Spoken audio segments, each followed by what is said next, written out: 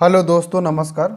आज है 14 फरवरी 2024 और 14 फरवरी 2024 से छत्तीसगढ़ डेली करंट अफेयर से संबंधित जितने भी महत्वपूर्ण क्वेश्चन बन सकते हैं सारे क्वेश्चन के बारे में डिटेल से डिस्कस करेंगे और हर क्वेश्चन से संबंधित इंपॉर्टेंट फैक्ट मैं आपको बताऊंगा, तो आप वीडियो को पूरा लास्ट तक जरूर देखना। कल का करंट अफेयर का डिस्कशन नहीं किए थे, तो कल के करंट अफेयर का भी यहाँ पर डिस्कस करेंगे। तो यहाँ पर 13 और 14 फरवरी 2024 दोनों दिनों का क्या है जो करंट अफेयर है उसको डिटेल से डिस्कस करेंगे। तो आप वीडियो को जरूर लास्ट तक देखना। अगर आपको इसका पीडीएफ चाहिए तो आप हमारे टेलीग्राम चैनल से जुड़ जाओ। टेलीग्राम चैनल का लिंक वीडियो के डिस्क्रिप्शन में दिया हुआ है, वहाँ से जाकर हमारे पीडीएफ को डाउनलोड कर सकते हैं। तो चलिए आज का पहला क्वेश्चन की ओर आगे बढ़ते हैं। ये रहा हमारा अगला क्वेश्चन। हाल ही में छत्तीसगढ़ का पहला पेपरलेस डिजिटल बजट किसने सदन में पेश किया? इस क्वेश्चन का सही आंसर है ऑप्शन डी। छत्तीसगढ़ के वर्तमान में वित्त मंत्री है ओपी चौधरी जी। इन्होंने छत्तीसगढ़ का पहला पेपरलेस डिजिटल बजट पेश किया है। तो चलिए जानते हैं क्वेश्चन का डिटेल के बारे में। छत्तीसगढ़ के इतिहास में पहली बार पेश होगा paperless digital budget. Brief case पर भारत माता छत्तीसगढ़ महतारी की तस्वीर, इसको भी पूछते हैं। विकसित भारत और विकसित छत्तीसगढ़ की परिकल्पना से परिपूर्ण है। ब्रीफ केस में छत्तीसगढ़ के आदिम जनजाति कला की प्रसिद्ध पहचान ढोकरा शिल्प की भी झलक दिखाई गई है। यहाँ पर देखेंगे ये है ब्रीफ केस, ठीक है। इसी ब्रीफ केस का मेन है, यहाँ से संबंधित क्वेश्चन पूछे जाएंगे। तो चलिए यहाँ पर देखेंगे तो अगला है, इसी ब्रीफ केस में छत्तीसगढ़ के विष्णुदेव सरकार की नीति और नीयत साफ झलक रही है, जो यह दर्शाती है कि यह मोदी की गारंटी को पूरा कर सबका साथ, सबका विकास, सबका विश्वास और सबका प्रयास के सिद्धांतों पर चलकर छत्तीसगढ़ की जनता और विकास के प्रति पूरी तरह से प्रतिबद्ध होंगे। चलिए यह हमारा क्वेश्चन है, ये सब चीज़ को आपको याद रखना ही इम्पोर्टेंट है, ठीक है। चलिए नेक्स्ट क्वेश्चन है, ये रहा हमारा अगला क्वेश्चन। हाल ही में राष्ट्रीय शिक्षा नीति 2020 के प्रावधानों के अनुरूप खाली स्थान हायर एजुकेशन मिशन का गठन किया जाएगा। तो इस क्वेश्चन का सही आंसर है ऑप्शन यहाँ पर बी। ये खाली स्थान की जगह पर छत्तीसगढ़ आ जाएगा, ठीक है। तो छत्तीसगढ़ हायर एजुकेशन मिशन का गठन किया जाएगा और ये किसके तहत था? राष्ट्रीय शिक्षा नीति 2020 के प्रावधानों के अनुरूप होगा। तो चलिए जानते हैं इसके बारे में डिटेल से आपको। तो छत्तीसगढ़ हायर एजुकेशन मिशन बनेगा राष्ट्रीय शिक्षा नीति 2020 के प्रावधानों के अनुरूप रिसर्च, इनोवेशन, गुणवत्ता उन्नयन आदि कार्यों के लिए छत्तीसगढ़ हायर एजुकेशन मिशन का गठन किया जाएगा। डिजिटल एवं एआई आधारित इकोसिस्टम के माध्यम से शिक्षा की व्यवस्था की जाएगी।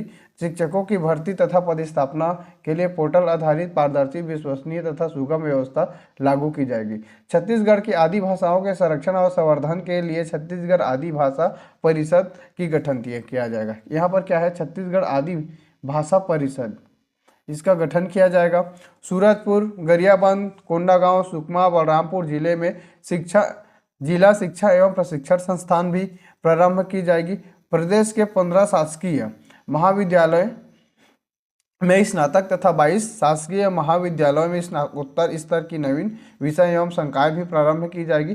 पिपरिया जिला कबीरधाम में नवीन औद्योगिक प्रशिक्षण संस्थान की स्थापना की जाएगी। इसके लिए 1 करोड़ रुपए की प्रावधान भी किया गया है। छत्तीसगढ़ आयुर्विज्ञान संस्थान बिलासपुर के लिए 700 करोड़ की लागत से नवीन भवन का निर्माण किया जाएगा। तो आपके लिए ये चीज़ इंपॉर्टेंट है, ठीक है, इसको आप याद रखेंगे, इंपॉर्टेंट है।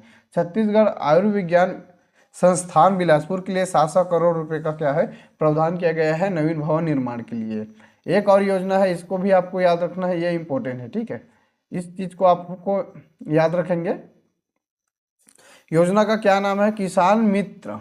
यहाँ पर देखेंगे किसान वृक्ष मित्र योजना। वाणिज्यिक वृक्षारोपण को बढ़ावा देने के लिए किसान वृक्ष मित्र योजना प्रारंभ की जाएगी। इसके अंतर्गत निजी भूस्वामी तथा शासकीय अर्ध शासकीय संस्थाओं को वाणिज्यिक वृक्षारोपण के लिए सहायता अनुदान दिया जाएगा। इस हेतु 60 करोड़ रुपयों की प्रावधान रखा गया है। तो इसे भी आप याद रखेंगे, इंपॉर्टेंट चीज़ें हैं।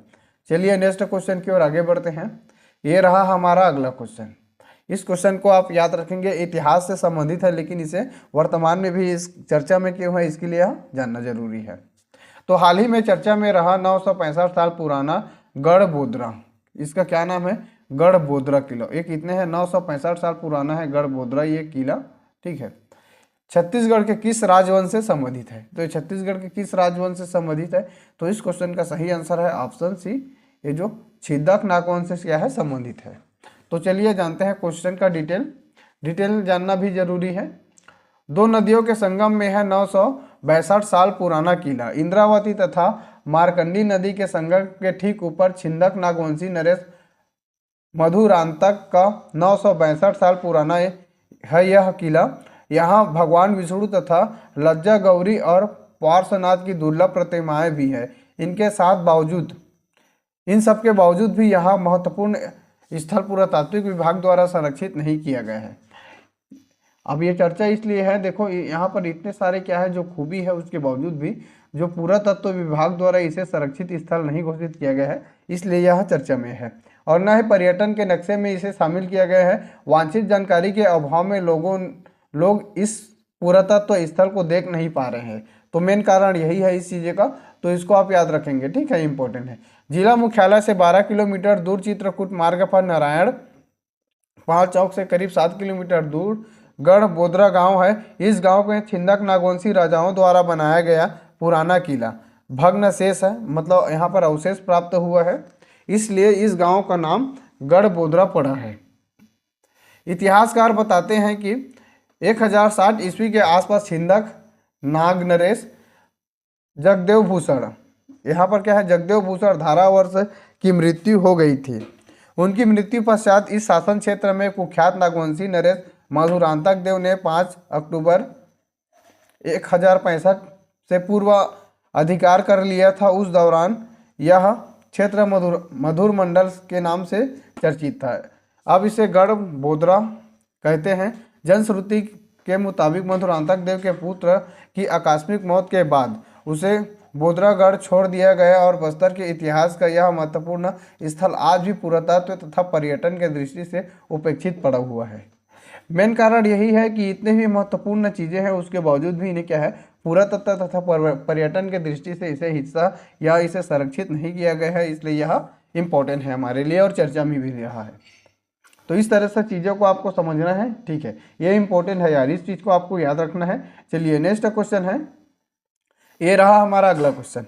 हाल ही में राजिम माघी पुन्नी मेला का नाम बदलकर राजिम कुंभ कल्प किया गया है। यह मेला छत्तीसगढ़ के किस जिले में होगा? तो किस जिले में होता है?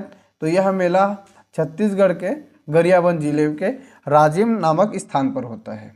राजिम में 3 नदियों का संगम होता है, तो इसे भी याद रखते हैं। यह छत्तीसगढ़ का प्रयाग है, ठीक है, छत्तीसगढ़ का प्रयाग भी इसके कहा जाता है। चलिए डिटेल जानते हैं। देखिए, राजिम माघी पुन्नी मेला जब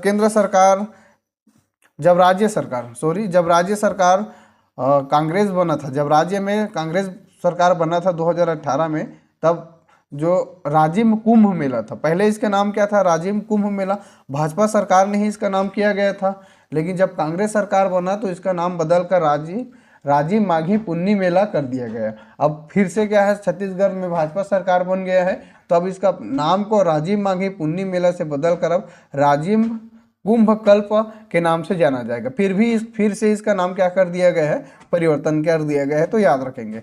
छत्तीसगढ़ की शासन सरकार ने बदल दिया इसका नाम, कैबिनेट में इसका फैसला लिया गया। शासन सरकार के मंत्रियों की बैठक शुक्रवार को विधानसभा में रखी गई थी। सरकार ने राजिम कुंभ कल्प मेले से फिर से शुरू करने का निर्णय लिया गया, जिसका आयोजन कब होगा? तो इसका आयोजन आपको याद रखना है 24 फरवरी से 8 मार्च तक होगा। इसका नाम बदलकर क्या रख दिया गया है, तो राजिम कुंभ कल्प बदल दिया गया है। गरियाबंद जिले में यह होता है। तो इतने चीज़ों को आपको याद रखना है, इंपॉर्टेंट है, ठीक है। चलिए नेक्स्ट क्वेश्चन है, हाल ही में किसने अटल श्रम सशक्तिकरण योजना प्रारंभ करने की घोषणा की है? ठीक है, अटल श्रम सशक्तिकरण योजना, तो इसका सही आंसर है ऑप्शन ए। छत्तीसगढ़ के राज्य सरकार ने अटल श्रम सशक्तिकरण योजना प्रारंभ करने की घोषणा की है।